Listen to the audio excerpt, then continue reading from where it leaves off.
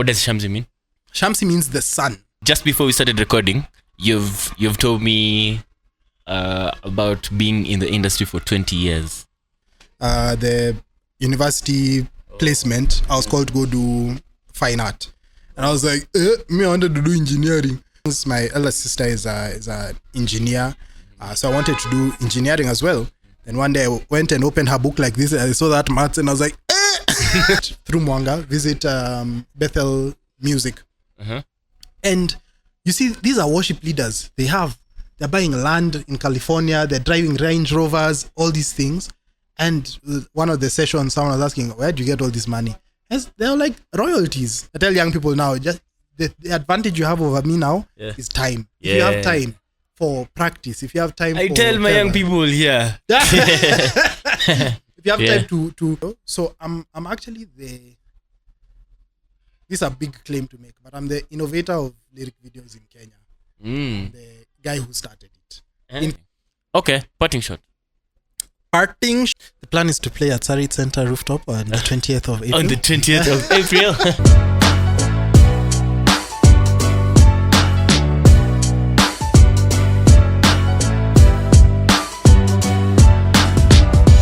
Hi guys, welcome to another episode of Hedgehog Unplugged podcast. Yeah. Today we have Mr. Laka Nyaga. Yes. Nimezishikanisha zote. Laka Nyaga. Yes. Welcome. Asante. How are you? I'm good. Recovering from a bit of a cold that I had last week. Yes, and excited to be here. I like the way we have the same taste. Yeah, glasses. Ona. The sunglasses we had. Oh yes. Exactly the same. Ziko tu hapa. Hata mimi niko na zangu. Look at that. Let's show the people. Because they need to know. They need to know that birds of a feather flock together. Exactly the same design. Ona. And we got them from the same place. Na leo kunanyesha na tumebeba sunglasses. Tuko ready. When the sun comes out, we are ready. We are ready. And I'm assuming this is the same brand as well. The same guys. Same guys. We will not tell them. Yes. They will pay us. They need to. They need to pay us because we give them a lot of money. Exactly. Welcome. Asante. You're saying you had a cold? Yeah, I had a cold last week. I rarely get colds, but then when I do, zinanilanisha then but now I'm on the mend, on the repair. Nice. Kitu tu ni sauti haijarudi bado, haijakuwa nyololo. It is coming. Itakuwa nyororo. Yes, very good. I just before we started recording, you've told me about being in the industry for 20 years. That is or rather playing the sax for 20 years. For the last 20 years. Yes. Let's start there. I was happy that you told me that. Yeah. I was like, this is where we are starting. So my saxophone journey, I'm a saxophonist. I've been musing with toying with the idea of changing my title to a saxophone entertainer. But those are just semantics. So I started playing the saxophone in 2005. April holidays, because I was in high school then. I'd wanted to play the saxophone for a long time. The weird. You in high school in 2005? Mejusa, yes. Kuna watu wa production. The other guy on the other side of the camera. But it's good. So the weird genesis of me wanting to play the saxophone was there was a TV show. It was about some dinosaurs or something like that. Some dinosaur guys in dinosaur costumes, and they were in a band. And of course, the guy at the lead was a guy who played guitar. There was another one who played drums, but there was this like older one who used to be at the back and he used to play this saxophone. But then like every time like he'll get a solo, I would be so excited. And then also around the same time, my brother used to watch a lot of Metro TV. There used to be on, I think it was either on Saturday STV. afternoons or Metro.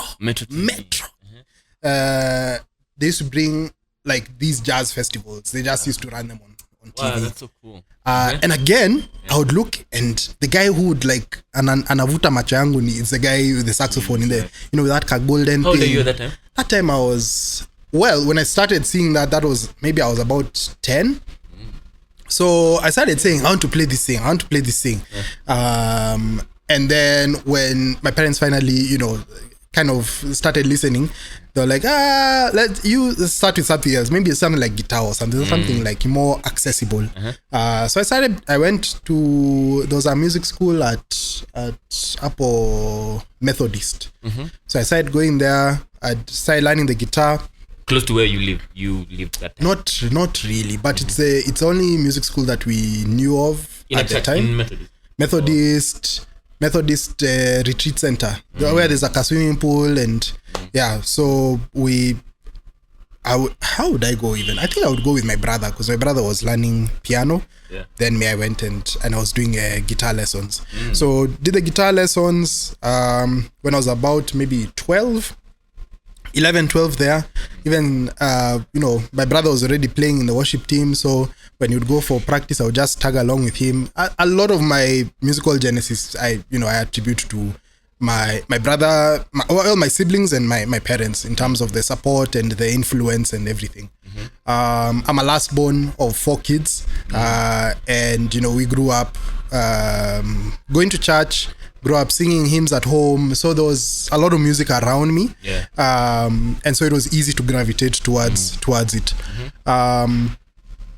So started played guitar for some time, but I kept saying, I want to learn this saxophone thing one day. So one time, my brother, again, I was just following him. He was going for a music lesson. He discovered another teacher at Life Ministries that was in Hurlingham. They had a studio at that time. So there's this guy called Bwami Walumona. He was the leader of Orchestre Les Mangelepa in the 80s. Huge band in Nairobi, rumba band. He gave his life to Christ and completely just turned 180 degrees and stopped gigging, if we can call it gigging for now. But he completely stopped that. And now, was looking for a way to serve in ministry, in a ministry. So he got with Life Ministries and they said, we can open a studio and you can run the studio and, record artists or give lessons or whatever. So I don't know how my brother found out about that, but he went and started doing lessons with Bwami. And one time I was there with them and I'm looking around just trying to see what I can do as they are doing a lesson. I'm like, what are those boxes there in the corner? And the guy's like, oh, you can just go and open them. And I opened them and it was an alto saxophone and a tenor saxophone. I couldn't believe. I was like, So I came back to him. I'm like, I want to learn this thing. And he's like, hiyo mimi hata mimi sijui kuicheza vizuri. And I'm just like, come on, man.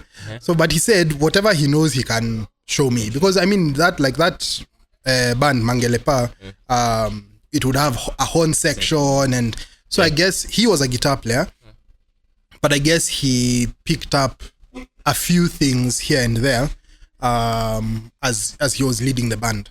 So I remember my first lesson was just producing a sound. It took 45 minutes to just do beep with the mouthpiece. It wasn't even the rest of the horn, it was just the mouthpiece. Beep, 45 minutes. And once I got that, he was like, okay, basic fingering, pattern, scale exactly. And we would have our lesson for 3 hours. Then I would go to a isolation booth and continue practicing for like 4 hours. What do you mean lesson for 3 hours? No, for 30 minutes. For 30 minutes, yeah. So just a standard lesson, 30 minutes, and then I would go feature myself in another room and just go like hours until my lips start bleeding. Then I'm like, okay, time to go home. I walk home. That time we were living in Langata, so you can imagine walking from Hurlingham to Langata, and I'm so excited the whole time. I'm just like, tomorrow I'm going to come back and practice. And that's like a 1 hour. Let me get context. What are you listening to that time, and what are you playing? What are you becoming curious with in your playing? Listening to again my siblings with the influence. Listening to a lot of raga. What did they used to call it that time? Dance hall. Yes, exactly. Dance hall, soca music. Those there was like this group of like Christian Kina Papa San, kina Vanessa Briggs, kina Monty Chevelle Franklin, Shawin Gardner, all those Christafari, a lot of that. Of course, there's all still a lot of church music that's around me because I'm playing in church, going to church. Are there any of those people that you mentioned? Have you played with them? Like in gigs here? Now, the other outlier that we used to listen to, my brother used to listen to a lot of Kirk Whalum, Jonathan Butler, and some of those like jazz, I'm seeing your influence. And so with Kirk Whalum, I've seen him like with my eyes like this twice. Nice.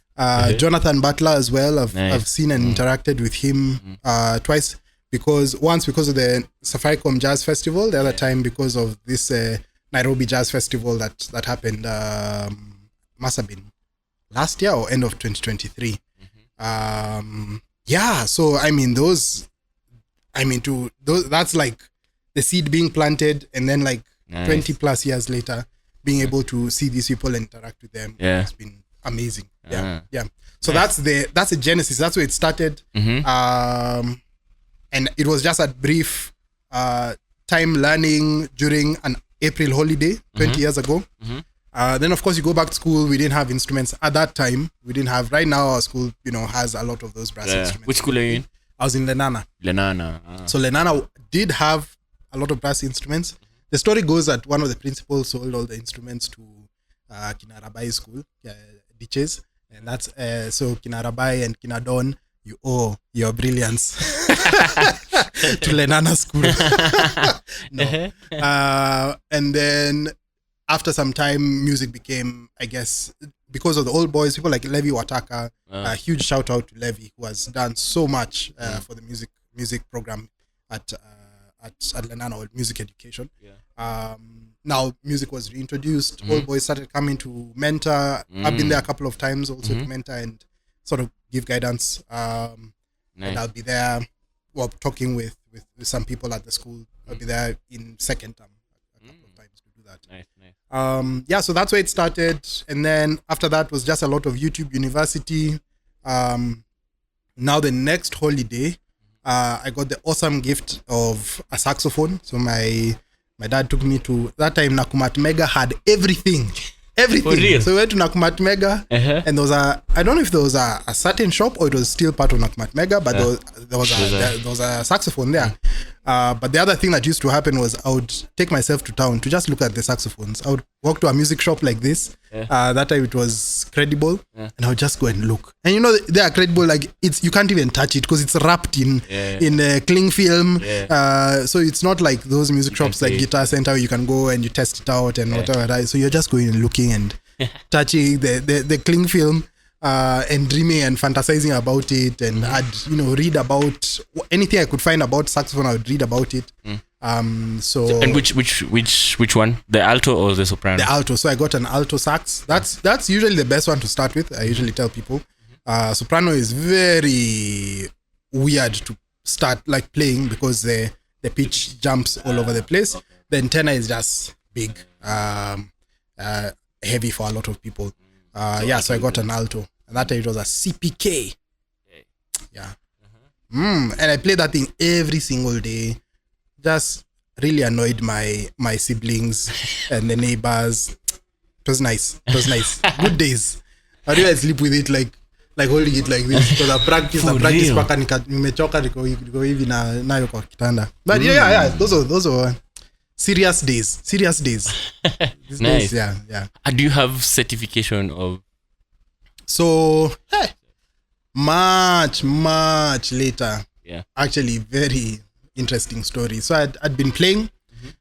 So that's like Form 2-ish. So I play, finish after school. No. This is just during holidays. Then after high school finish, some friends of mine get together. We form a band. So then now I'm playing. No. That time we were a rock band. So I wasn't even playing the sax. I'd play sax on Sundays. Not very well, but yeah. Then now that rock band, which was called XNO, turned into like a jazz band. Very weird switch. And we started doing these monthly things at Baptist, Bapo, called Seller. And that was a really good experience. We wrote a lot of music, performed a lot of music. Who are your peers? Who are your peers certification? At that time, our peers. Who are you hanging out with? Who are your bandmates? So interesting. After high school, I went to Shangtao. I did that animation media course for about a year. And that time, that corner of town, there was what was that thing called? ICL. Was it called ICDL? ICDL. There was that same corner for Goethe Institute, Alliance Française. Everything was around there. Yeah, I know that street you're talking about. That area. So after school, we'd hang out with Kina Sauti Soul because they would hang out around Alliance. Kina Aziza, Aziza had Kina Manasseh, Sequera, and also Leak. A lot of people don't know he's a musician as well. Kina Stanley. I understand. Yeah. You were signed by Sauti. By Penya, exactly. So Kina Stan, Kina Aziza, Kina Sauti Soul. Maze. So was I. It seems vile. And it was a really interesting time to be in the space because nobody was. It's not like you're starting a band with ambitions of becoming superstars. It was just group of friends get together, play music, and even that time, the gigs that were happening in Nairobi were very small. Like it's Das Restaurant. You have 50 people. It was there was a purity in the industry at that time that was even in terms of collaborating. Even Kina Nani were there. Those were probably the biggest stars at that time. Elani, Brayo and Wamboi and Maureen. So those are the guys we'd hang out with, we'd jam with, gigs would be put up very randomly. Those are the people we'd admire when they do a gig and you're paid 10K. It's like, hey, Mr. Stan alifanya gig alipa 10K. So, then you all come together and it's like you congratulate each other. I wonder, is that culture still happening right now? And we're going back to if you got certificate when you got certification. Okay. But is that culture still happening right now? I think so. I have interacted with groups like Cueva. I think Cueva do that. They're very supportive of each other, very collaborative. There's a lady I met as well. I cannot remember her name. Who was, her ambition is to, start a label. But she's talking about artists that she's met with and jammed along with and such. And I mean, even at that time though, there was also a lot of collaborative work happening between genres, because that's also the time we had a lot of battle rapping and hip hop. There was the British Council. What was it called? Wapi. And we'd go and watch Kina Calligraph Jones. I saw Calligraph Jones talking about it recently. Kali alikuwa na mistari and Kina Point Blank Vumbi and Kina Skills. Kina Pepe Hayes. That's Black Skills. Black Skills, Pepe Hayes. Those guys were Kina Young Noise. Where are those guys right now? They're there. Still doing music? Maybe not. But maybe in some way, shape or form, they're still involved. Let's go back to your story. So back to certification. So I did not actually study music. In high school, I studied art and design. Wanting to... This is in high school? In high school. So that art and design. Explains why Shangtao. Yeah. So actually, I was doing it because it's something I love to do, not because I wanted a career in it. But once I finished, I did very well in KCSE. Apparently, I was one of the top in the country, so I got even the help whatever, not help. What is it called? It was called Jab. The university placement. I was called to go do fine art, and I was like, I wanted to do engineering. I wanted to do something technical because also one of my older siblings. My elder sister is an engineer. So I wanted to do engineering as well. Then one day I went and opened her book like this, and I saw that maths, and I was like, No, but also in high school, there were some guys who came and they were talking about, media arts and animation and stuff, and that really sparked an interest for me because it was like the technical side plus the creative side. So I thought, let's do that. And I was actually in school with Enos again, at Shangtao, and he was doing really well. Yeah, alikuwa mbele. So having not studied music, but very interested in it, playing almost every day, if not every day, any opportunity to play, I was there. We'll be those guys rehearsing in Central Park, or outside Alliance, or in each other's houses. Central Park is the next to Uhuru Park. That well there. Yes. Yes. Nice. I think we even got arrested once. For real? Yeah. Yeah. I think it was those days where if you had a camera in town, you'd get arrested. So one day we're doing a rehearsal and we're also trying to record. Yeah, something strange like that. So I actually have been in a city council cell for a few hours. Then so my ambition after doing Shangtao was to go study film and animation in Malaysia. It didn't work out, I got the acceptance and everything, and then the honest thing is that my parents were just like, Malaysia has 0 tolerance to a lot of things, very strict. So you could get jailed, and I think that time there was you could get jailed because your roommate was found with weed or something like that. And I think there was a story about a politician's daughter who was in jail at that time, Eva Donde, Joe Donde's daughter. So they were just like, this thing, we're not comfortable with it. So I didn't go. I ended up in Daystar. And for the first bit, I was just so upset. I was like, I'm supposed to be in Malaysia. Hata nilikuwa nimekaranga nywele. Nilikuwa na my feet was like polo shirts and shorts. People thought I was like a foreign student because it's like, hey, this guy, and then he's called Laka. What name is Laka? Is he from South Africa? So there was a lot of excitement around me. And then I also came now playing the saxophone, and people were like, hey, what's this? But I think because of those peculiarities, international students, they're given rank. So I now started moving to music because I thought, okay, music is something that I still enjoy, and something that is giving me a bit of an identity even here. So within, I think I've heard Dr. Ndia mention. That's where you're going. That's where I'm going. I see you. So even within the first month of me playing, there was of me arriving. There was in Daystar. There was what's it called? Like a Valentine's dinner, because we arrived in like January. Then there are all these events. Daystar was like it prepares you for events, politics, leadership, like that kind of. You're the third guest we have now from Daystar. In their story, they have to mention Daystar. Like, it played a big role. Exactly. Because it was so easy to put on an event. Yeah. In fact, Wambura, I remember one time attending an event she had set up in her room, like in her bedroom of campus. And there were people there, and like there were snacks. And I was like, so it was like a house party. My first house party was in someone's room in Daystar. And Wambura is still doing that now. I've just finished. I don't know if I should say this.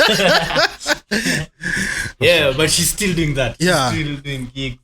She's going to new territories and doing gigs there. I find it very interesting. Like it was one of the unspoken spawning grounds for a lot of artists. Just because there was a lot of freedom, and not even just music, even film, because even my film career really kicked off in Daystar as a student. So you have a film career? Yes. Interesting. Okay. Let's talk about we're getting to certification. My goodness. So within the first month, I was playing this gig. It was a Valentine's gig, and the main guests were Sauti Soul. So it was on the poster. It was Sauti Soul and Laka. Yeah, they came and what was it called? The Senate room. Can't even remember where the event was held. But yeah, so it was like there was some popularity I was getting as a sax player. The hip hop guys as well would invite me to play alongside them for their gigs. So I played at Das Restaurant, I played at Wapi, I played at Kinanda Festival in those days, just through those connections with Kina Pepe and Kina Black Skills, The Advocate, Chiso. They had like a group that, again, just coming together very collaboratively. And so one time, Dr. Andia calls me to her office and she's like, I'm the dean of the of Languages and Performing Arts School of Languages and Performing Arts. And I see you playing in chapel, you play with Sing Africa, and and I was just there feeling like that's who I am, I'm glad you recognize game. And she was like, but Laka, you're a Juakali musician. And I was like, hey Trust Dr. Andy to tell you that. Juakali? And she was not referring to Caliph Records Juakali. So I was like, what do you mean? She's like, you're playing all this music, but you could be a lot better, and you don't have any theory behind it. You don't have any like musical studies behind it. But we have a music program here at Daystar, which you could take advantage of. I mean, now that you're already doing your communication degree, you can add a minor in music, or you could do a double major. I was like, I'm not doing double major because you music people, it like what I had seen was that people, even the registrar, would not advise you to do music. Because you'll struggle. Actually, I think you guys go so are the slow. ones who paved the way for us. Kwanza, I think Wambura was one of the first ones who actually did like a degree in music. No, she did didn't. she do? It was also a minor. No, she didn't do music in Daystar. Yeah, she did communication. She was in Okay. Okay. Yeah. Then maybe she did a minor because she was also doing some courses. If you have not watched her episode, watch her episode. Yeah. So I mean, so she was like, you just do a minor, will gather enough, like even the guys who are doing the major will make the class sizes, because I've been told by the VC, if I have at least 4, I can run a class. So that was the journey to now starting like formal music training. But it was also bumpy because you'll come one semester and you're told, we can't offer this class because now they've said instead of 4 we need 6. I remember that. Then you start pulling people. You say, you just do this course with us, church music. So you are a worship leader. So it was a bumpy ride that way, but we finished and we got that. Did you get certification. information that helped you? Oh, so much. Nice. Oh, so much. There's stuff. Was Bill Rowe? Bill Rowe was one of my teachers. In fact, I was going to say there's stuff that I learned from those guys. Oh, big my shout out goodness. to. Is he doctor? Yes. Dr. Bill Rowe. Yeah. Hey. You should actually invite him and have those guys conversation. poured into us, and even Dr. Andia, mad props. She really went out of her way, even to bring in people like Rhodes scholars, like Dr. Roda, Jack Ballard. Kidula. Oh. Not Roda Kidula. Roda Kidula was with us in school. Oh. What was her name? Was it Rhoda? I think it was Rhoda. But anyway, I can't remember her full name. But she was a Rhodes scholar. She was a music professor, and she came for, I don't know if it was like a few to teach for a semester or a few semesters or something like that. But there was some studies she was doing here, and she was also teaching at Daystar. There was also Jack Ballard, who taught me a lot about songwriting, mixing, just like some of those technical things. And also exposed me to a lot of music. Bill Rowe also just opened my mind up, especially towards how creativity and ministry can work together. There's something I learned from Bill, who happens to be the founder of Daystar. So Bill is like his son-in-law. And the founder of Daystar came up with this thing called the 12 signal system, 12 non-verbal signals used in communication. And now what Bill did was to say, these 12 signals, you can use them in a church service to enhance the service experience. And that way of thinking is what I've used now to create or to run my events. So when I have a set, even like when we come with Shamsi here, that's something a lot, like I would say Shamsi uses every single event. So what you see, what you touch, what you smell, what you feel, what you hear, apart from the music, all those things work together to enhance the experience. And the more of those things that you use, the more memorable and like the more it'll touch or affect people. So that's been our secret weapon, which I learned in Daystar in a music class, a church music class.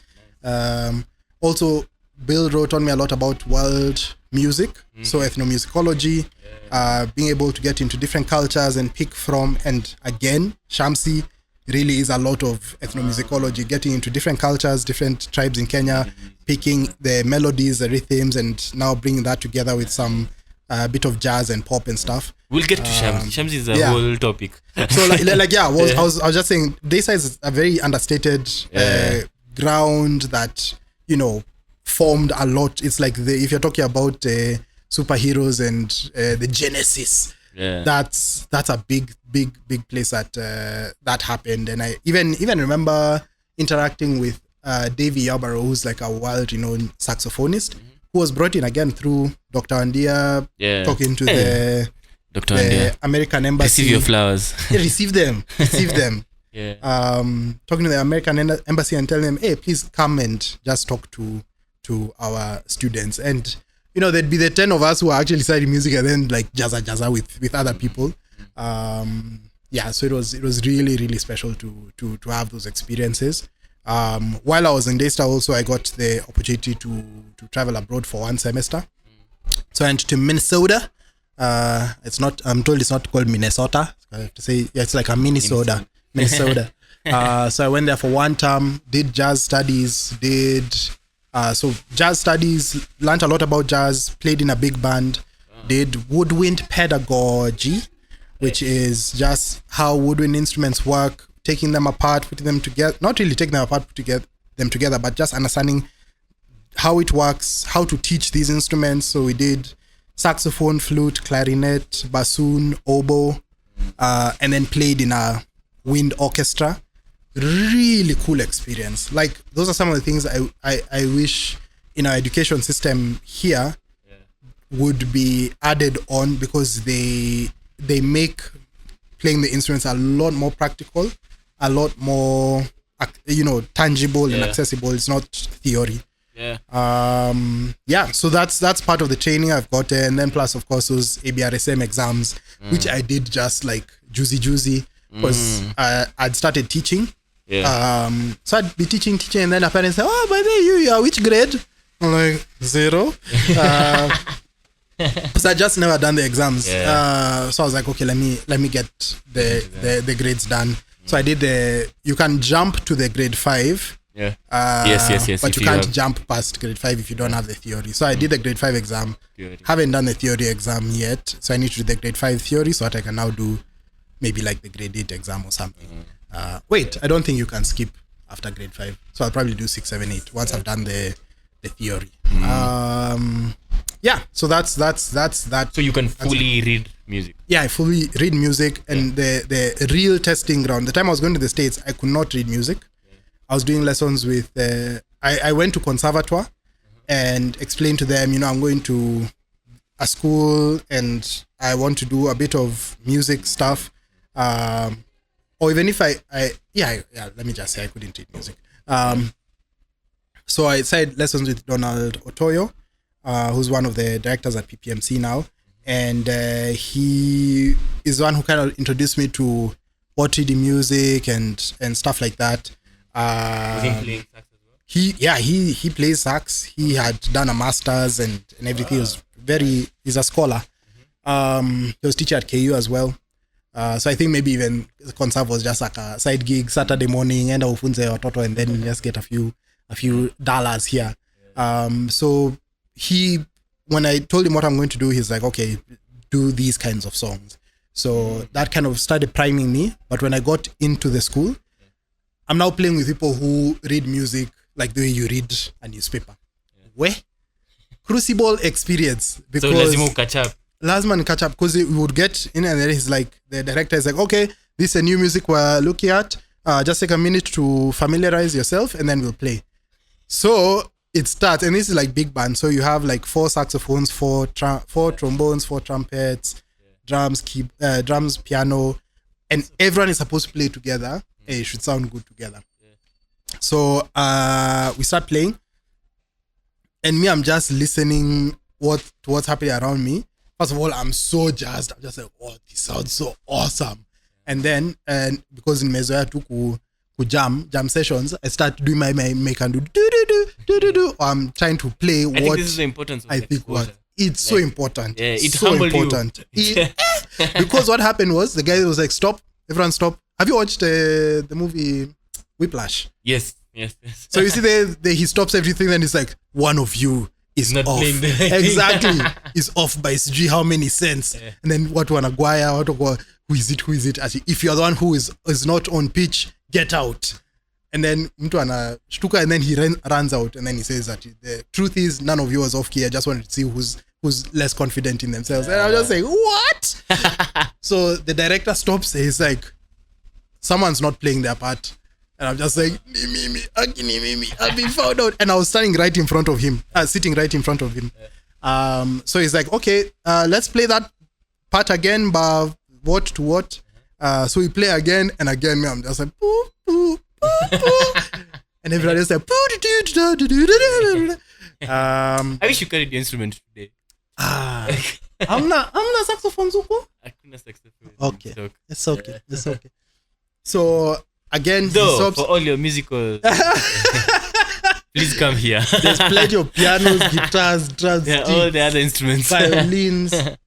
It's not in stock, but you can get it for you. You see saxophone? It looks like. Peter, kuna sax? Kuna saxophone? Kuna saxophone? Iko? Aya. I knew Okay. it. Just from the box. There's a lady who was walking in our neighborhood. I was like, is that a saxophone? She said, how did you know? Okay, we can. Ni alto ama ni Yeah, ni alto. Ni alto. Okay. So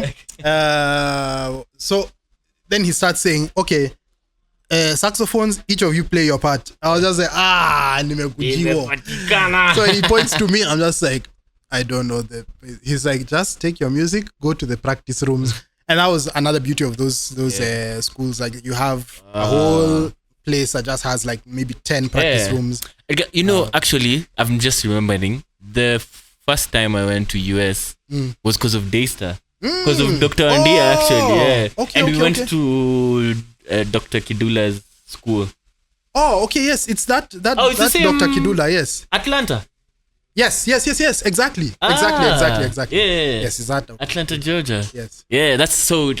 That was my first opportunity to go, and I remember that the rehearsal rooms, and you can Exactly. practice. And I was really challenged when I came back. I was serious with my music when Yeah. I came back. Yeah. Yeah, It's something I think exposure will really yeah. will It will it's a- slap you, and then sasa utakuwa ready. exactly. And Yeah. now those are the people who, because even listening to stories of the musicians that we admire, whether it's Kina MDQ or Kina Blakey Bill, it's experiences like that. You go for a festival somewhere, Yeah. you see how people are doing things. They're like, people out here are serious Yeah. with their music. Yeah. And you come back and you're that serious with your music, and it starts inspiring other people. Yeah.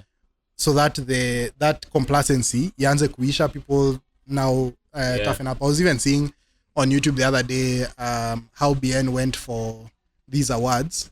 Yeah. And Akachafua huko. akachafua huko. Watu wako, what is this?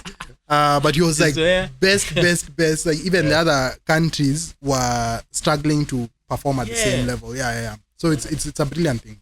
Yeah. What are we discussing? We're talking about your experience. Ukaambiwa go to. Oh yes, so now I Go. said so that's where I started painfully learning how to sight read. because I like for me at that time I was saying it was like musical dyslexia. Like no offense to people who actually have dyslexia or reading difficulties, but like I would look at the page and it's like the notes start dancing like this, so I can't even like I would painfully like E, poo, G, poo, and it was so slow. So how I would speed it up is I would listen to the recording, then I would figure out, oh, my line is this one, the one in the middle here. Okay, then I play it. Because my ear was a lot better tuned than my sight reading. Yeah, and it's because you started playing by ear. By ear. Yeah. Makes sense. Okay. So that's a bit of now. That's actually all of my training. Yeah. But it really helped. Of course, it helped your YouTube University doing these online courses here and there. And also meeting with learning from other musicians. I've learned so much from the musicians I play with, even in Shamsi. Actually, let's go there. I like that you've mentioned that. Let's talk about Shamsi. When does Shamsi form? You've mentioned that you are in other bands before. You called it XO. XNO. XNO. Yeah. So there's that time. How did you transition? Now, how does Shamsi come to? Okay, so right after high school, we're playing with a band called Madorik, with Dagi. I don't know if you know. Yeah, you know that. You know Dagi. Maybe. She's Ethiopian Kenyan. Oh yeah, I know her. Oh, she was also in this time. Yeah. I know of her. We don't know each other. Yeah. So I was playing with Dagi, my friend Gash, who's now like this big shot lawyer at the UN, and my friend Miriam, who is still in music and still doing things in music, even as she works a corporate job. So that was like the first group where we did a lot of discovery. Now where we interact with all these guys at Alliance and such. Then there was XNO came up. That was now just church sort of base. It was just like the younger musicians. So it was me, my friend Baraka, my friend Devi, Baraka's brothers, and George Nyoro at some point, who's also Baraka's cousin. So it was basically Baraka and his relatives and friends. Baraka which one? Baraka guitarist? Baraka Njage. I he know plays the Njage, guitar. Yeah. So now he's also in business and stuff, but he really still enjoys playing music and listening to music. Still supports what I do a lot. So after XNO, now once I joined Daystar, it became a lot slower with these bands, because then now I'm in Athi River most of the week, then just around maybe for the weekend. So then in Daystar I joined a band called B7. Again, it's just instrumental guys trying to create some cool music. And then Sing Africa, I joined Sing Africa, did a few things with the worship team, and now with those other groups, the hip hop guys, the jazz lovers. There was a band called Kahawa at some point. Interesting. Anyway, and then also that was also sort of the genesis of Mwanga Band, which I also I know you from Mwanga Band. So that now takes us till end of Daystar. I finished in 2013. My work in the film industry. While I was, let's talk about that. So while I was in Daystar, I was very passionate about film. Like I was saying, I wanted to go to Malaysia to do film and animation. So when I couldn't go, I was like, I'm still going to pursue it. However I could. So at Daystar, there was no film program. There was no creative like storytelling or anything. It was news, broadcast media. And then in fourth year, there was one opportunity to do like it was like an option. I think it was Com08L. There was L and there was F. F was like if you do like a broadcast thing.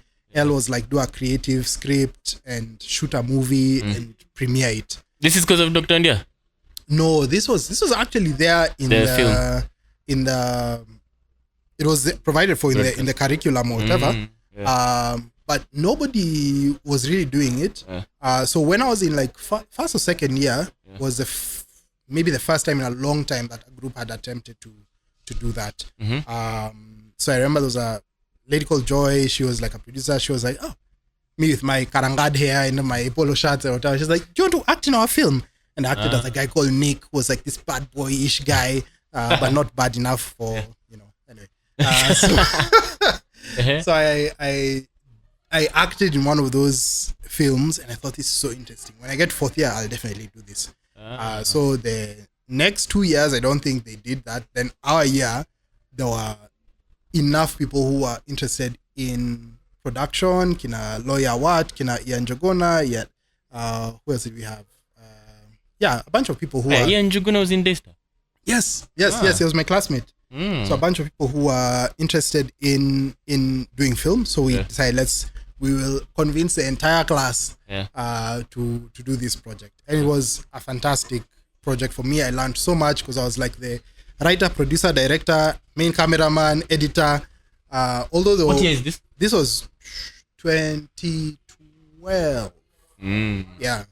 So we did a ambitious film project called Deserted. It was a story about someone who was fighting, I guess now we would call it with mental health, and makes a decision to take his life. And so that's what we... Are these films anywhere? Are they online? Are they on YouTube? I think so. I know I have because as we went all out, Paka, we printed or pressed DVDs and sold those. So I have 2 copies of it at home. And I think there's a time I watched it a few years ago. And I was just like, what are those? Exactly, that was without any like proper film training. This is just we taught ourselves what we could. We had even made a film club, and we would do these short skits and stuff. There was a team we formed that we joined. At that time there was a Safaricom Surf for Real competition. So you're supposed to make like a 1 minute ad for Safaricom. We did 3 and mashed them up. It was such a cool creative. Anyway, that one I know is still out there on the YouTubes. But I did enough with the tools I had. So I'd shoot on phones, on people's digicams, on the school, because the school equipment was pretty hard to get to. But whatever I could find, I'd make it work. And I was teaching myself editing, animation, VFX. Of course, I had the background from Shangtao, and I was just building up on that. So by the time we have like a internship thing for the long break, so like May to August, sort of. So at that time, I had applied to work with Bob Nyanja, one of our veteran, brilliant filmmakers here in Kenya. So I applied to work with him, got to learn, got really friendly with the technical guys, the guys running the cameras, doing whatever, and these guys would like pull out the jibs and like, okay, this is how you operate the jib, this is how you connect it. That was my friend, mentor guy called Bugay. And then there was Ian Thinji, who was doing like the scripts and stuff, and he taught me a lot about putting together a story and like doing research and development. At that time, the company Cinematic Solutions was doing something for so which company is this? Cinematic Solutions. They had done a lot of Churchill shows, they had done a lot of films, they had done a lot of things in TV and film, a lot of projects there, and even ads and stuff. And even covering stuff for... So you got to work with them? Or? So I got to work with them. But at that time, they were focusing on these documentaries they were doing for a Chinese broadcast station. So my role was research and development. So I just look for stories across Africa, across Kenya mainly, and East Africa. And then I'd like put together a synopsis of the story, sort of like a pitch. And then present that to the bosses, and whichever they thought would work, then they would go and shoot. So there's one that I had put together about the underground, the churches of Lalibela in Ethiopia. ones which were carved out of the rock. So they went and shot that, and actually got a check after some time for my research and development work. It was like, Yeah. royalties. So how does that work? Royalties. Not really royalties. It was just one check. It was just I think it was a check for like 10K or something like that. It's like good work intern. But yeah, so that was the start.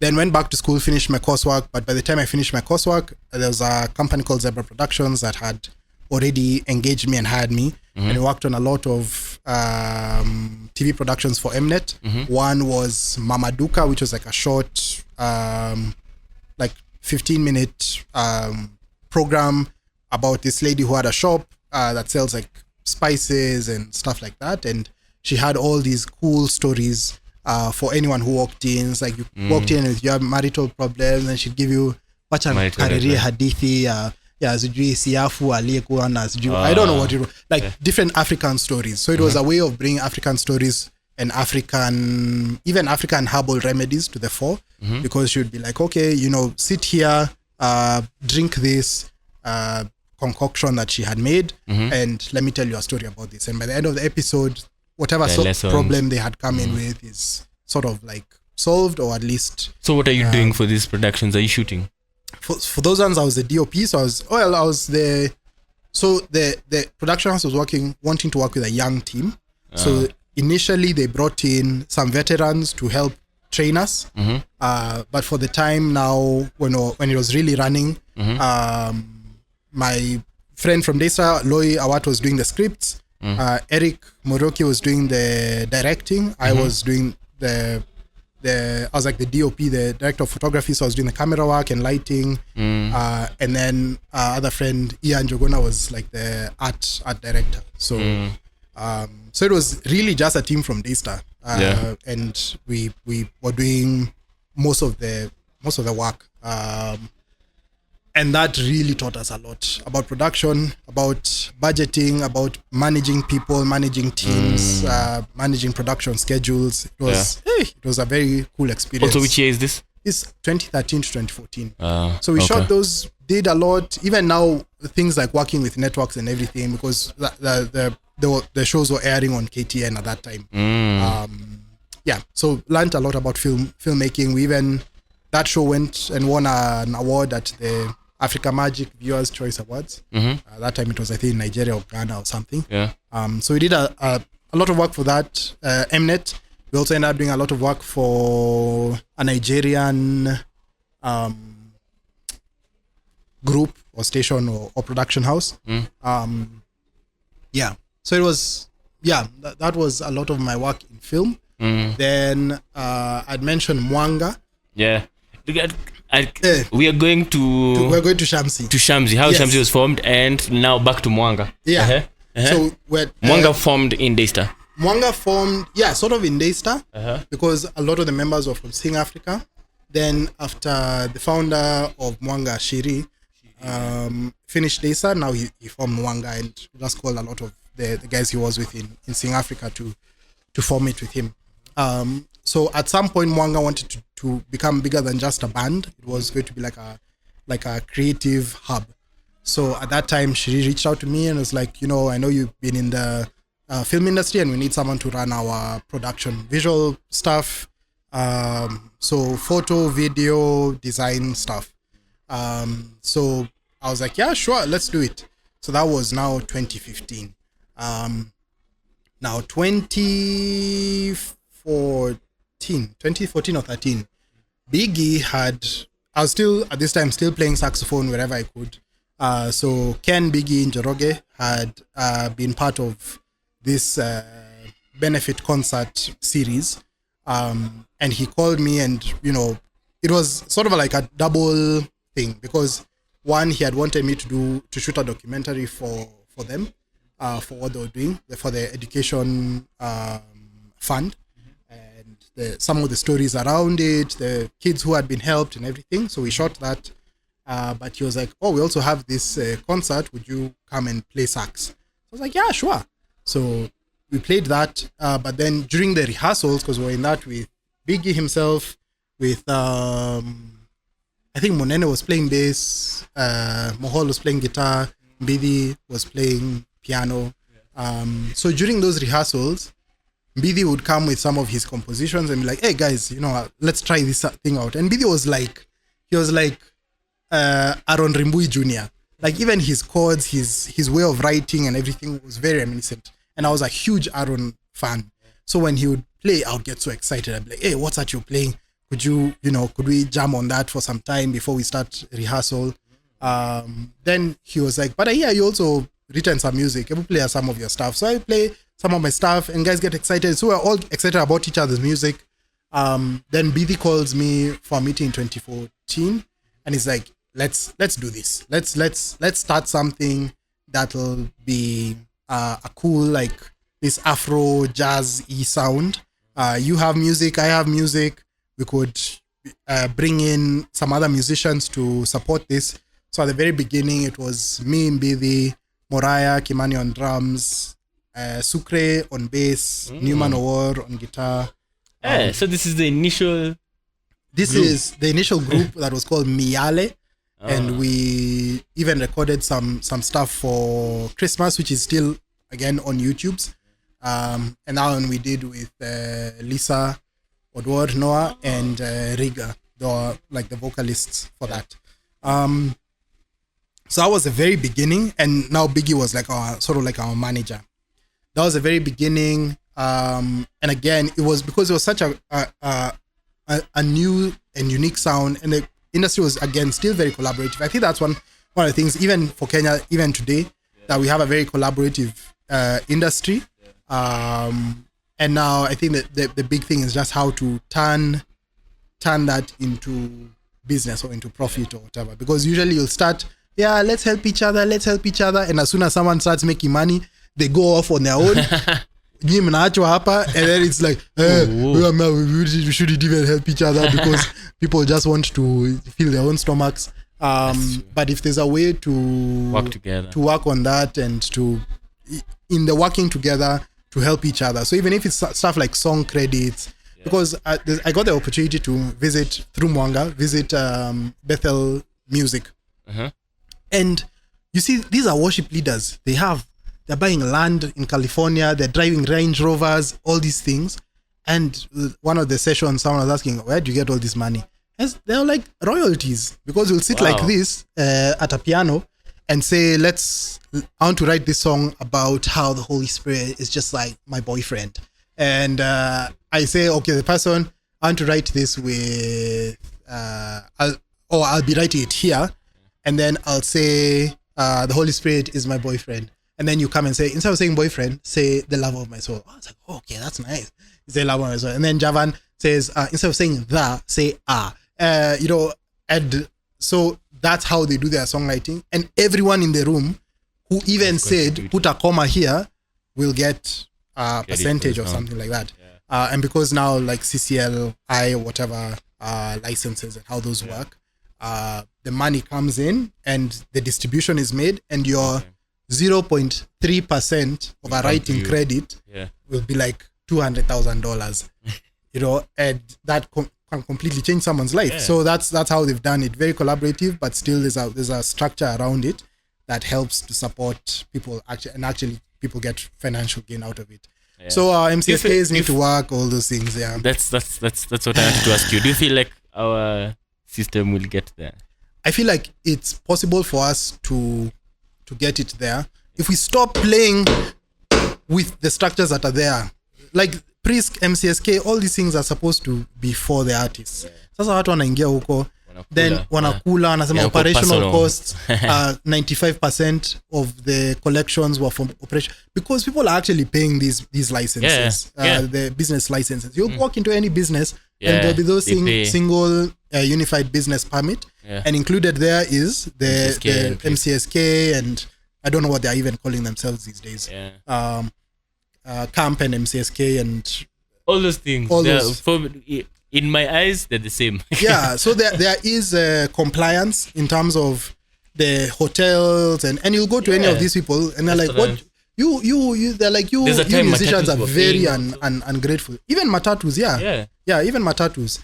And you we're ungrateful because the money is not getting to us. Well, they'll say you are very ungrateful because as we're paying these things, and you can't even organize yourselves.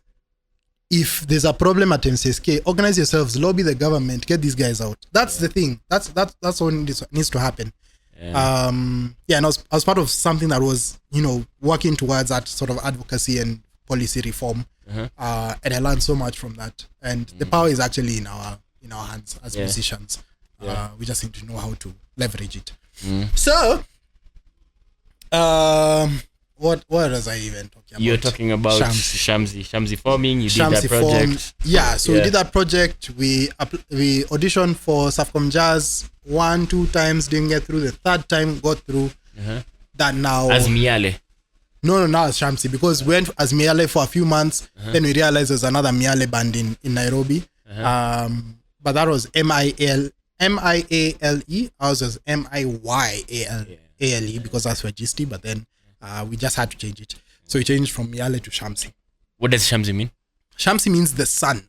So even Miale is like the rays of the sun, because we're being light in the industry, in the mainstream industry. We're actually formed to be. It's like like the way Giuliani at some point was like, I'm not a gospel rapper, but I'm a Christian who's a rapper.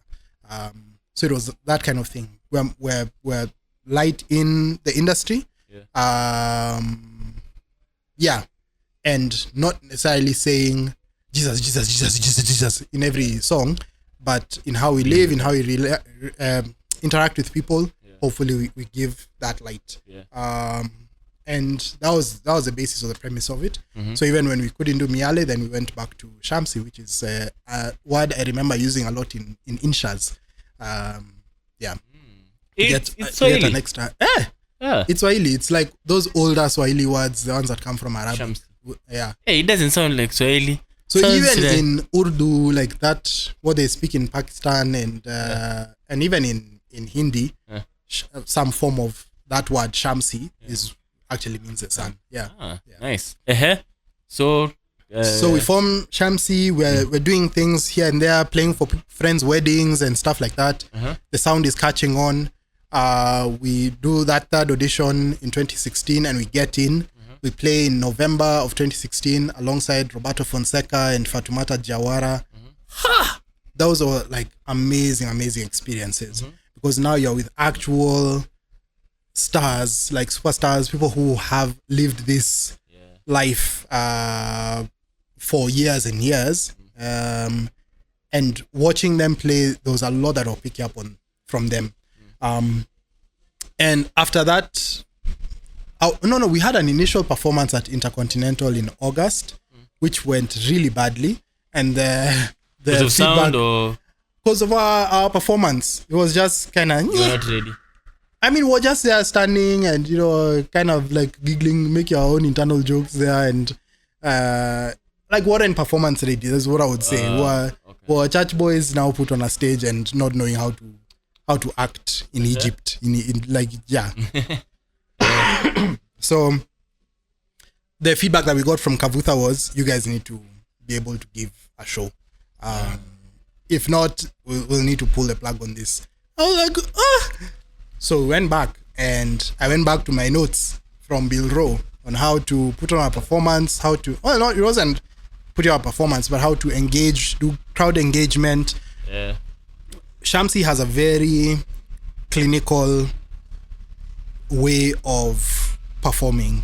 You wouldn't think so. It would look spontaneous, but everything is very laid out. Like we would sit down and say, okay, this is going to happen at this point, then we do this, then we do this, then we do this, then we do this, and here there's this kind of interaction, and then we go to this and this, and so I guess then the performance is what now comes or shines through, because then now doing that in a live setting as a single performance is then now what people see and enjoy. Tell guys to come watch you. Please come on Sunday the 20th of April.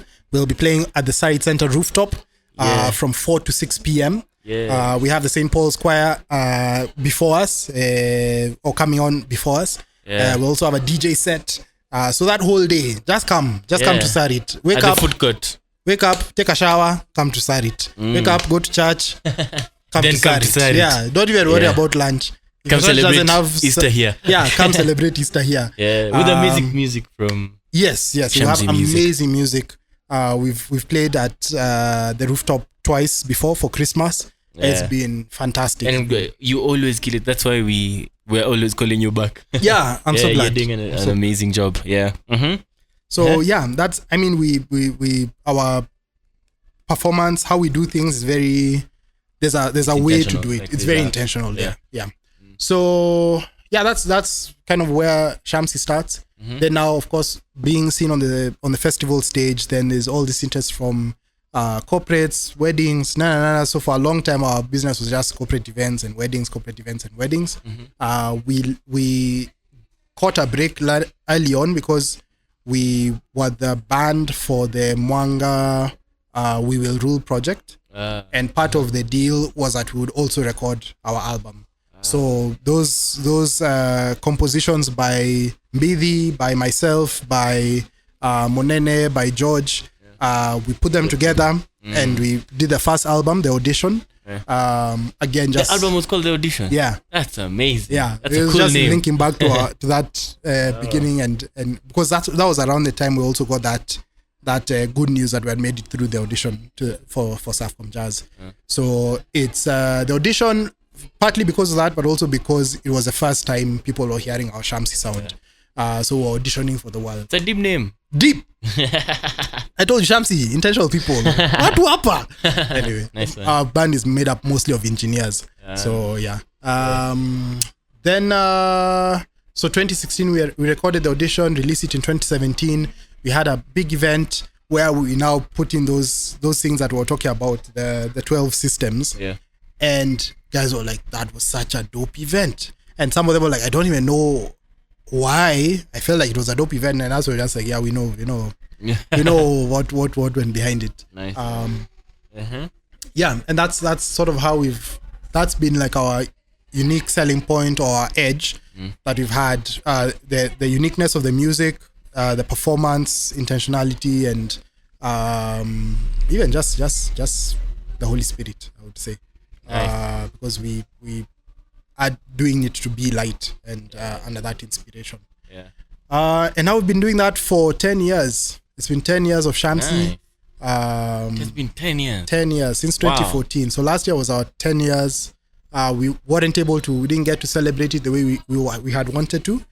But a couple of things that have come out of those 10 years is two incredible albums, The Audition, which came out 2017, and Afrosynthesis, which came out 2020. And then we've had series of concerts. There's been Soul Food, there's been Shamsi Fest. The biggest one or most popular one is Uhimidiwe, which is like our remake of hymns and songs. There's been like the Christmas edition. There's been just a normal everyday hymns edition. I've not had it in a while. When are you doing it? We had one. The last one was last year in May. So the next one, we're hoping to do one in this first half. This coming quarter. Yeah. So we're hoping to come back with another Ukimidiwe at least, or another show. Yeah. There was a show that we had planned for a long time. It was going to be called Heroes of Africa. That was going to be like a Shamsi signature event, like full on African, even fire breathers, like everything you could think of as Africa, urban culture, A mixture of all those things, of everything that we are as Shamsi. Yeah. I feel like now is the time. Now is the After time, COVID, now is the time we should do all these productions. That's why we are doing. Let's do them. Okay. Let's do them. Coming soon. Yeah. Heroes of Africa. Yeah. So that's been the journey. That's been what we've been up to. Of course, COVID was so terrible for musicians. I was talking to someone, a music teacher, just a few weeks ago, and she was saying she feels like she hasn't quite recovered from the trauma of having 20, 30 students in a week and then having none. And after COVID, she felt like she has to, any student who comes let me come here and I'll hold on to you, and and I think it's the same way for even for performers, because before COVID, as Shamsi, we used to have regular gigs. Every week we'd be playing somewhere. After COVID, we've never had a regular. I mean, we've played at spots like Gecko and for festivals and stuff. But it's never gone back to the same as it was before. The last 5 years of Shamsi have been very quiet, very slow. Also because for the members, people had to get now into other things. Get real jobs. Me went full on to teaching. Other guys got other things to make things happen. I usually say, for me, COVID was a blessing in disguise, because I understood how to diversify. It's true. And how to do, when you don't have gigs, I have classes. When I don't have classes, there's something you'll be able to do, just diversify. The only thing I mourn about that is that we learned to be jacks of all trades. Because like even like our bass player now became a producer. He's there producing, like, you know, like those River Road. Well, not River Road, Munene, not River Road. But those guys were like, just come to my house. We'll do the song. But the thing I mourn about that is that before there was like a fierce intensity that was there before. But then now when your attention is divided, it's harder to be just like focus on one thing. But bills gotta be paid. Bills gotta get paid, and they getting paid. But that's one thing I feel like I miss, or I am trying to now structure my life to be able to get back to. So like now for me with teaching and stuff, I teach mostly Monday to Wednesday. Then Thursday to Friday I'm trying to figure out music business. And now, I mean, it's that there's the other thing, maybe like now talking about it as a blessing, is even with different things, I've learned to have to create the space to be fiercely focused on one thing. So I can't do teaching and performance and music business stuff throughout the week. So it's like if I'm doing Monday to Wednesday teaching, Thursday and Friday I'm trying to figure out music business, Friday, Saturday I'm doing gigs or whatever. That seems to work better than just trying to do. And also I think it's also getting older. Hey.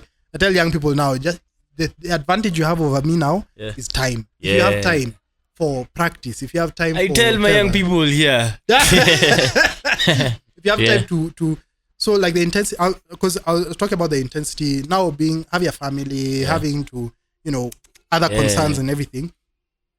I can't be like the way I used to be. There's a time when I was learning how to do production, I would basically go to school, come home, go straight to my very, very slow Pentium 4 computer and work Fruity Loops the whole night, sleep at like 3, wake up at 7, go to school.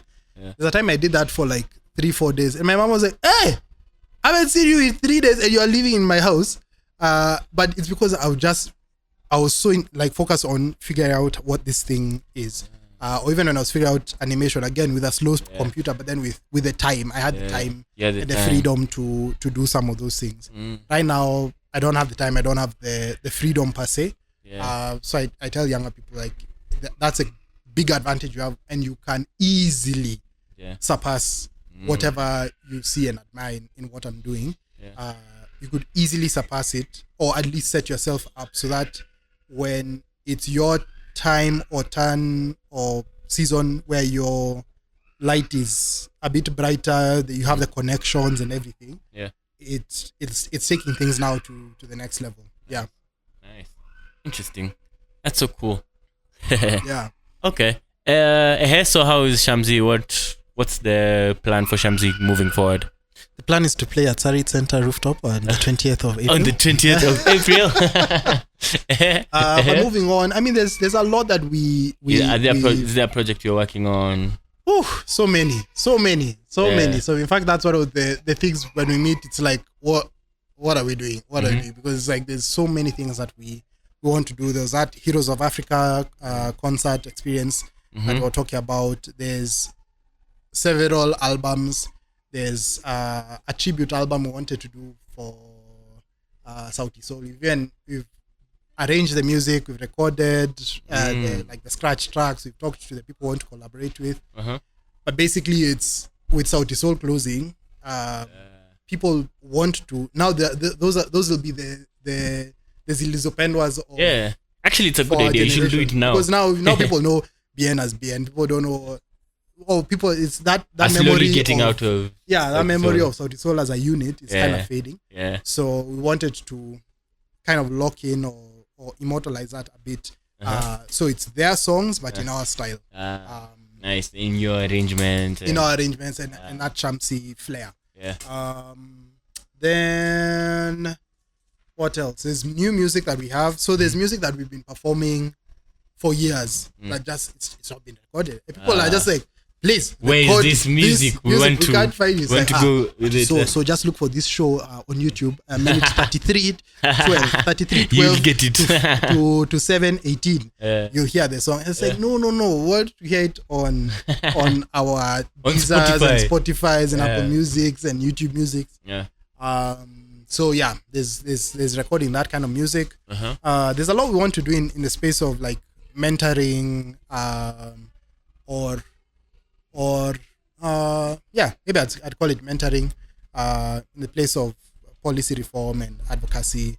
The things that we've seen that we were like, okay, we could say something or do something about this.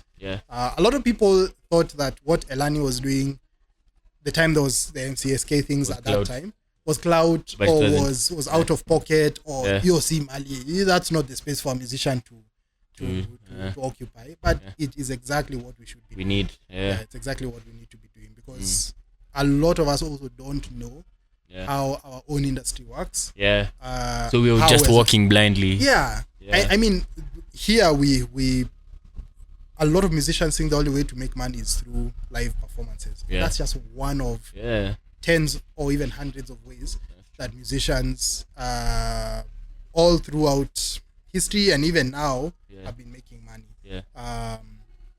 So it's important to know those things, and also now try and see how to help the industry to grow and evolve and move forward. Nice. Okay, I have several questions. One is how do you balance the film and the music?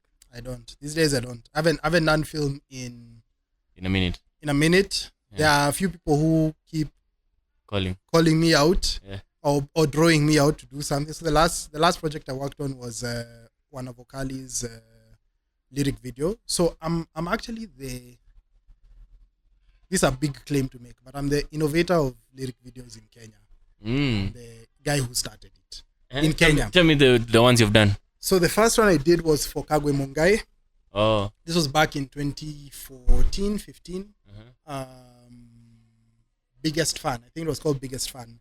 So Kagwe goes to Jazz Odongo and is like, I want to do a lyric video. And Jazz is like, what's a lyric video? It gives him all these things.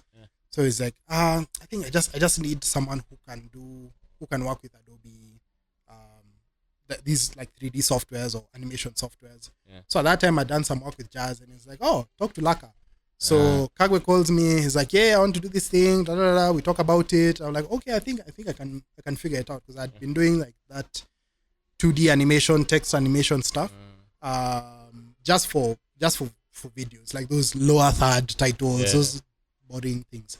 But this was exciting. It was dynamic. So I was like, yeah, I'm willing to test it out. And that first one we just did with a template, but it came out and it was like, people were like, whoa, this is cool. So did that, worked with, I think he brought another one for me to do, Kagwe, but that was like, he got a parental advisory.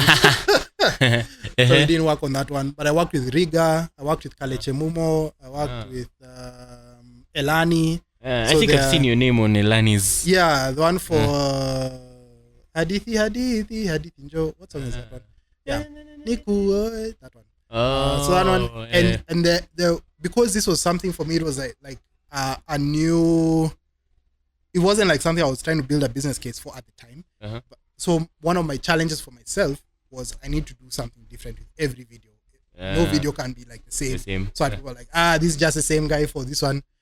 So that was a big challenge because trying to find something new to do meant learning a new style or even animation techniques, art techniques and stuff. Yeah.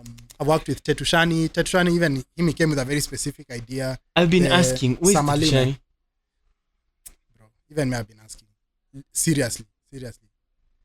Wow. Okay. I text him from time to time. Yeah. Does he Try respond? to respond to my messages, please. And I've met him a couple of times, but I know he hasn't been in music for some time. So worked with Tetu. That Samalina one was a massive project because it required so much character, like creating and developing the character and the world of the character. Yeah. So that's one that was actually one of the heaviest projects because then I learned that it wasn't just text animation. Now that was quite heavy. Yeah. I've worked with Kalahi. I know that. I know Kalahi. Yeah. With Dagi, a bunch. Of course, Isaac Kimani was one of our biggest or most ambitious projects. That one I worked with Ian Jogona. He was creating the characters and I was doing the animation and compositing and everything. Yeah. That one was a really dope project to work on. Yeah. Nice. And there's a bunch. You've not done anything for Shamsi? Oh, we've done for Shamsi. The Mighty Long Way lyric video. Because a lot of our music is instrumental. Okay. Mighty Long Way was one of the only ones that had like lyrics. That we did that with Nechesa. Nice. I've also done with Manase Shalom. Hey bro, Pole. I forgot to mention you. But yeah, did a bunch. An interesting story there actually. So for a time, there's a big part of my film work was just doing lyric videos and working with artists on whether it was music videos or stuff like that, or even just stuff that integrated. Yeah. One time, Sauti Soul called me to do a lyric video. Then I quoted for them, and then Nani, what's his name? Not Cyprian.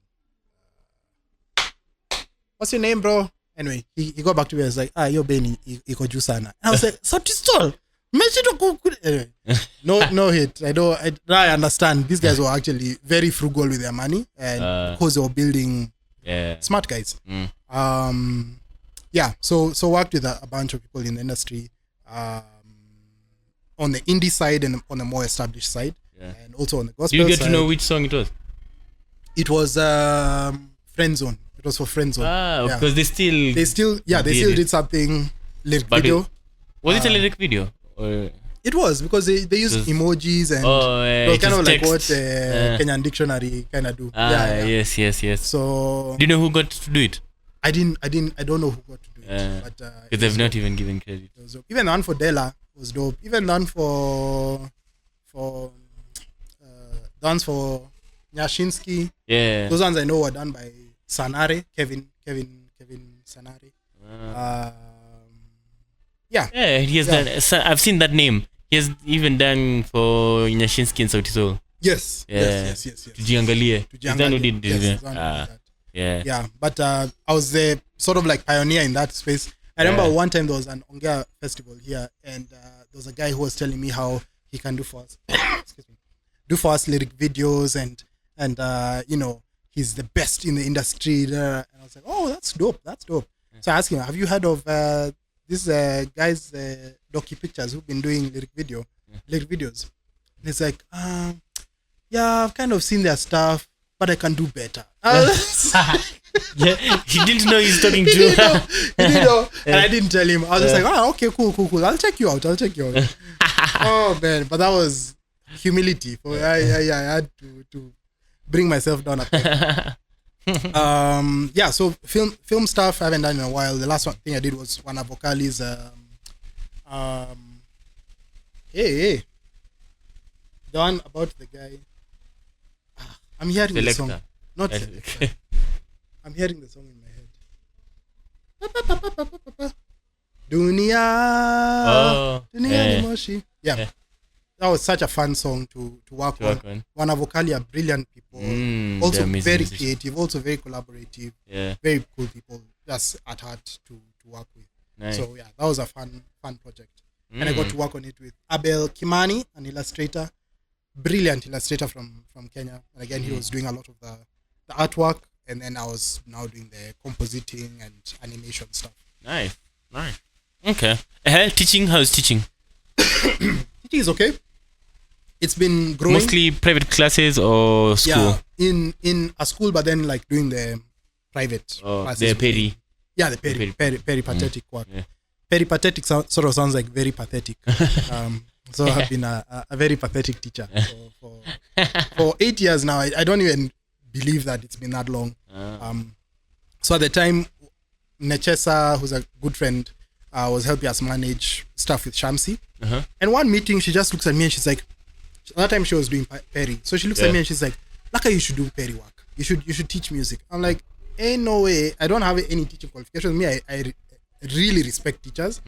So, because I've seen people like Kina Wambura and Kina Maina Makumi and I'm like, these people know what they're doing. Like the people who can, like, you get someone who's singing la la la and at the end they're like, sing, you know. To see that transformation, I'm just like, me, I can't play around with people's talents, you know.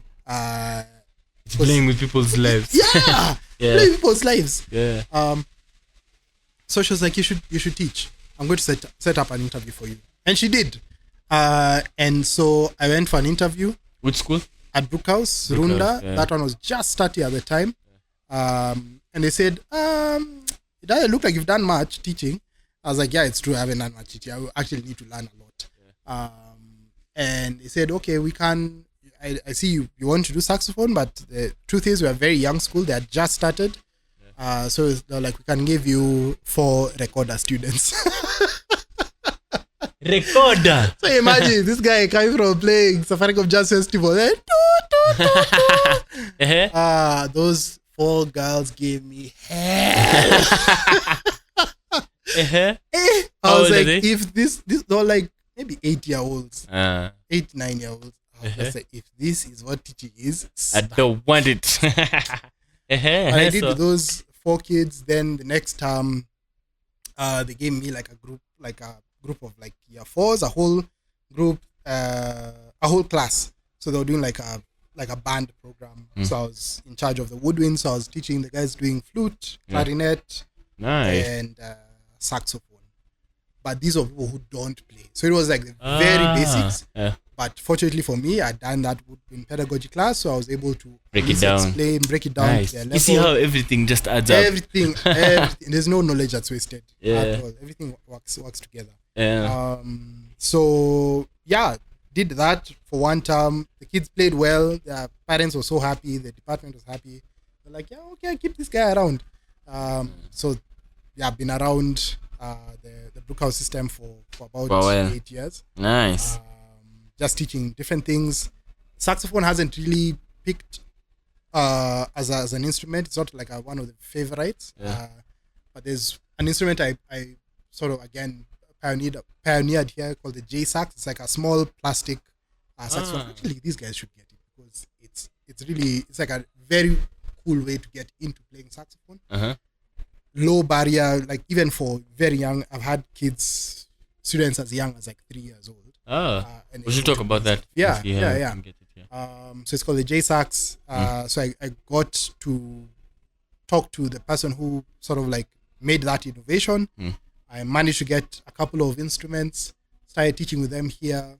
Those kids did really well. They still play. They still love playing. In fact, there's one who I met. He's now like a big baba teenager, and he's like, "Hey, yeah, Mr. Laka, I was even playing with as a friend's birthday that I was playing at. I should have invited you. It was really well. It was really cool." Nice. I remember the story. I will want you to share it here of how your child dealt with your reeds. Those children.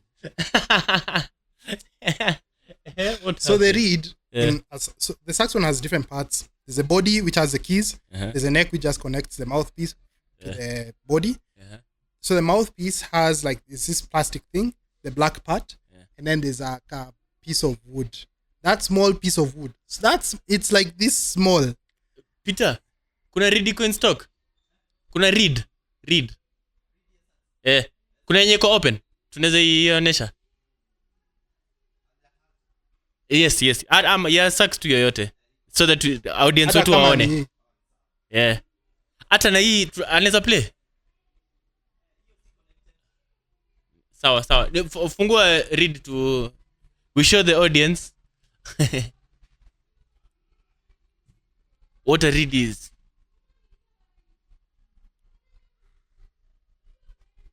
Thank you. So this is a reed.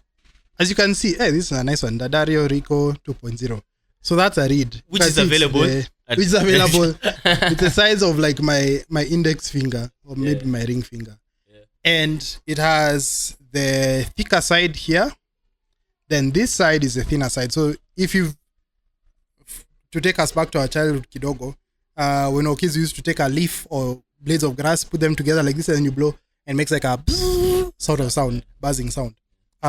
So that's basically how it works. You have the mouthpiece, the reed goes against that, you blow. So this is what vibrates. This is what vibrates. Yeah. So back to my story about how I was learning and it took me 45 minutes to produce sound. It took me 45 minutes to learn how to do that or to make that sound. So this side here is very sensitive. It should not be touched, should not be brushed up against or scratched or anything, because if it breaks or cracks or it won't work. Or it affects sound in a very, very detrimental way. So my darling firstborn daughter, when she was a scooter, the kids when they are now started to move around and everything. Yeah. So I'd be practicing, then I leave my stuff there. When I'm practicing, I'm going somewhere. I come back, I find amechukua reed hivi, and she's just started chewing them. And I was like, what? That reed is like 1,000 bob. So then you come and you find she's chewed like 5 of them. So what to amechuisha hizo reeds zote. Ni kama ni sugar cane. Yeah. Then just even practicing around kids is very interesting, because like I'd be there with my music stand and then anakuja anashika music stand and ndio umeambia young people now that you have time please there will come a time you will not be able to practice. Me now I have to run away to go. Like I practice in school, or I practice like before a rehearsal. I'll show up a bit earlier and now do some things. Okay. Life be hard, but then now with the J sax, what I do is I start practicing. When they come, they're like, "Daddy, can I blow it?" It's like shika J sax, exactly, and they know how to pulize it and like make a sound with it. So nice. Yeah, cool. Hopefully the next generation of great saxophone legends. Yeah. My last question. Yeah, I hope it's my last. What will you tell your younger self right now? Wow, if I was to talk to my younger self, I would say keep up the passion. It pays off. Keep up. I would have encouraged him to do some of the more technical things at that time. Yeah, because now trying to catch up and also, performing here and there, and it gets a bit tricky to do that. I would tell him to take as many opportunities as possible. If it was like a friend's wedding or this, don't get hung up on hii nalipa how much, which I see a lot now with younger players. I'd be like, there's an opportunity to play here or do this. It's like inalipa how much, and I was like, you've missed the point completely, because those are developmental things, opportunities, because you don't want to go and mess up on a big stage. And a lot of people, again, because I'm seeing a lot playing on some of these bigger festival stages and stuff like that, and people were like, Laka sasa amekuwa cartel, all of these things in here tu anacheza. But then for a lot of them also, you haven't gotten you've not been trusted, you haven't been tested or measured or weighed or all those things. So it becomes difficult to even reason sometimes with people. That's what I would have told myself. And believe in yourself. You got this. Yeah, you got this, and your sound is important. It's needed. It's necessary.